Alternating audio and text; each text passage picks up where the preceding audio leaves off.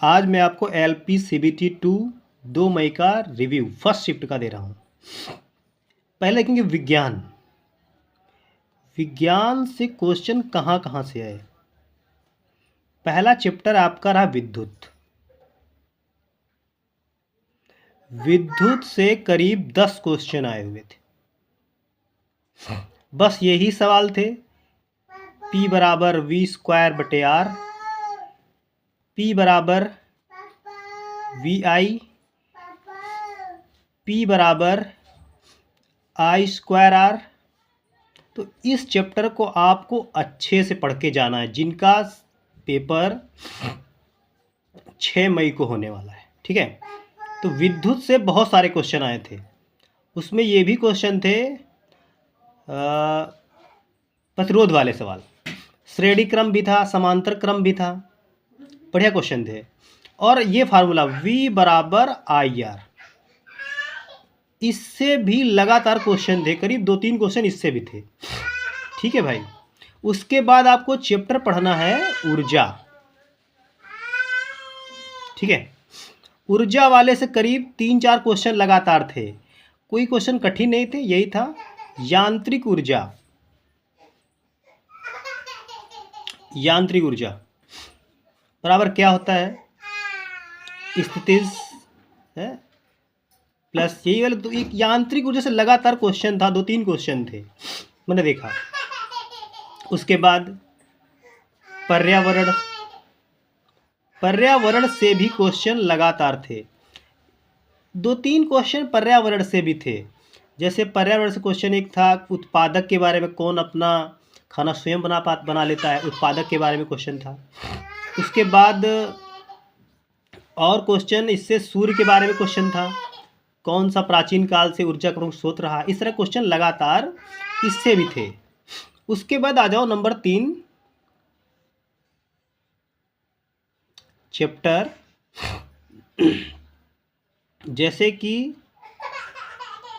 उसमें लगातार दिया गया था कि आपको इंजीनियरिंग ड्राइंग पढ़नी है। इंजीनियरिंग ड्राइंग से ज़्यादा क्वेश्चन नहीं थे, इंजीनियरिंग ड्राइंग से ज़्यादा क्वेश्चन नहीं थे, बहुत ही कम क्वेश्चन थे। एक क्वेश्चन मेरे में लाइन के बारे में आया था, और सेंट्रल लाइन के बारे में क्वेश्चन था, वो क्वेश्चन आया था। उसके बाद साइंस में जो और क्वेश्चन थे वो ज़्यादा कठिन नहीं थे, आपको वो समझ के उत्तर देना था। वर्कशॉप के क्वेश्चन इसमें भी दे दिए गए थे, मतलब पार्ट ए में भी वर्कशॉप के क्वेश्चन इसमें दे दिए गए थे।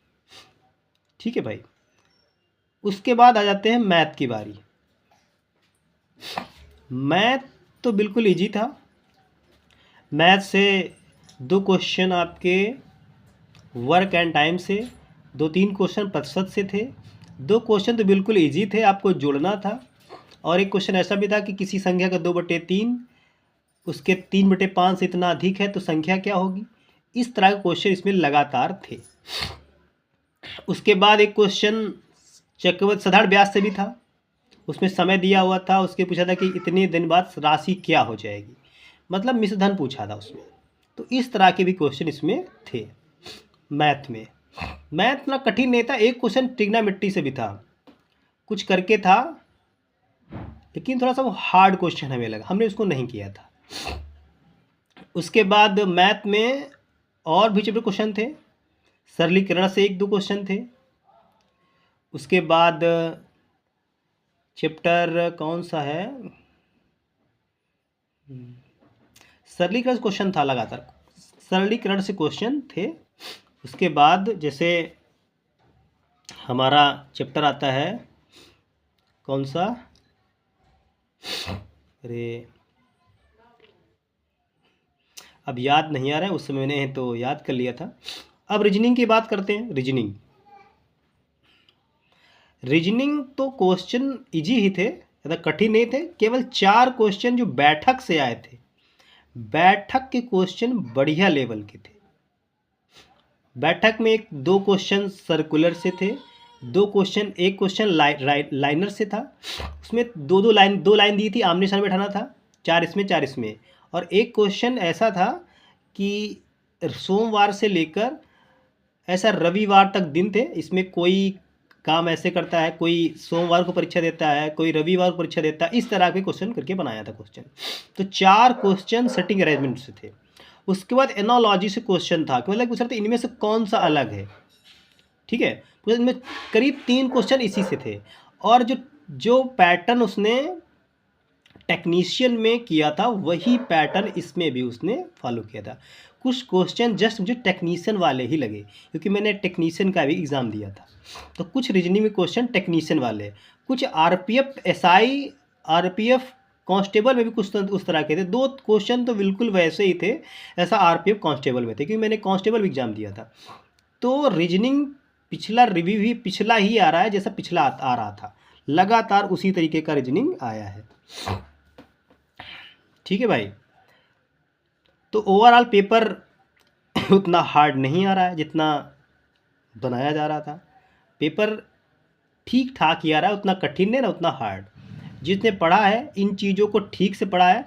अब इसी क्वेश्चन से करीब 3 क्वेश्चन बनाए थे उसने।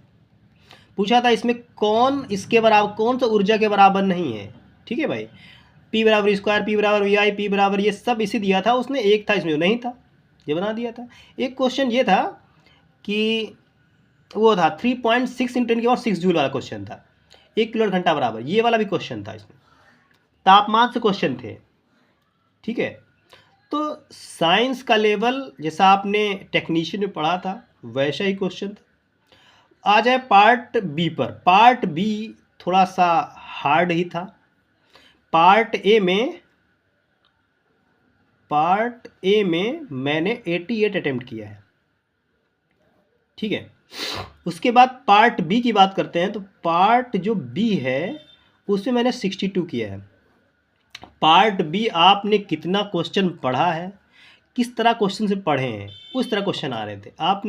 मैंने देखा वर्कशॉप से नहीं, वर्कशॉप से क्वेश्चन काफ़ी क्वेश्चन थे। विद्युत से क्वेश्चन करीब थे, मतलब विद्युत के बारे में कैसे आप किसे बिजली आपको लग जाती तो बिजली कैसे आप दूर करेंगे, इस तरह क्वेश्चन थे। जैसे कि बिजली आपके शरीर से होकर प्रवाहित होगी, इस तरह क्वेश्चन था।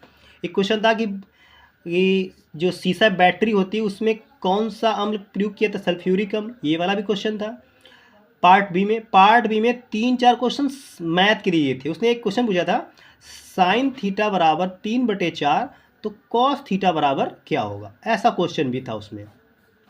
हम पार्ट बी की बात कर रहे हैं। पार्ट बी में 2 क्वेश्चन जुड़ने वाले आए थे, 5/6 + 7/9, इस तरह का क्वेश्चन भी आया था। एक क्वेश्चन इससे भी था कि एक कोई आकृति दे दी गई थी, उसकी लंबाई चौड़ाई दी थी, उसमें एक वृत्त का क्षेत्रफल घटा के निकालना था, बाकी क्षेत्रफल क्या होगा, इस तरह क्वेश्चन भी था।